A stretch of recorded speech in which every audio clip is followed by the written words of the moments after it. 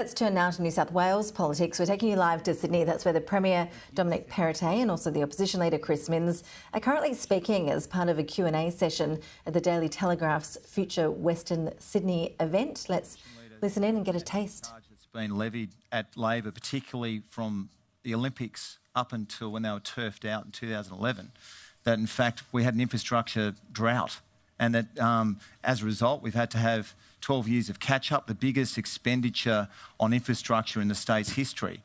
What do you say to voters who are suspicious of Labor's ability to roll out the essential infrastructure that is going to set us up for the future? Yeah, let's put this in perspective. I mean, if the Premier of New South Wales was saying, I've got a $50 billion infrastructure plan for Western Sydney and I've got a way to pay for it, and it's going to be privatisation. And to be fair to the Premier, for the last year in the New South Wales Parliament, he has advocated for privatisation and asset recycling 50 times. We'd ask him nearly every day in Parliament. To his credit, he said he's a big believer in privatisation. If he was going to pay for the infrastructure in Western Sydney via privatisation, he would have an argument to the people of this state. But he said in recent days it will all be paid for via debt.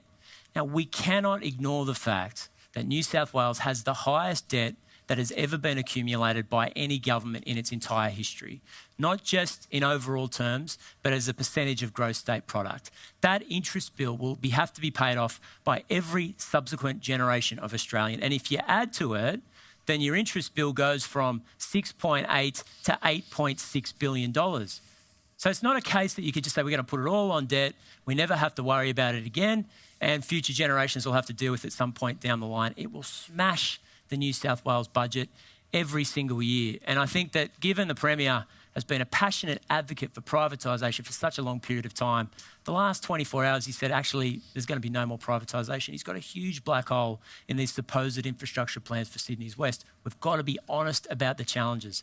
Believable projects that will be delivered. I've seen too many families, too many school communities that have moved to Western Sydney with the promises of brand new infrastructure and brand new schools and brand new hospitals that have never appeared. So you're presenting yourself as a prudent financial manager, someone who's going to be taking care of the interest bill and peeling it back.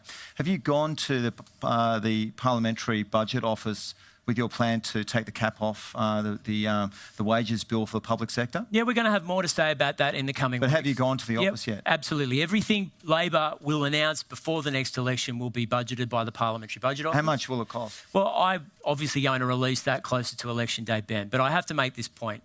Anything that we do in relation to wages will go in with strict budget rules in place. It will have to be paid for by budget savings or productivity gains.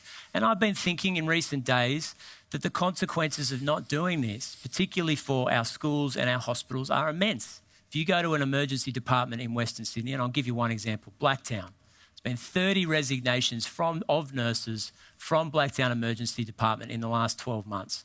We are resting the health system of New South Wales on the shoulders of recently graduated nurses that have to deal with, in some cases, many, many people on the midnight shift on the weekend. Cancelled and merged classes in our schoolroom. So I think we need a fair deal with our public servants. We believe we can do it responsibly, and New South Wales is the only state in the entire country with the wages cap in place.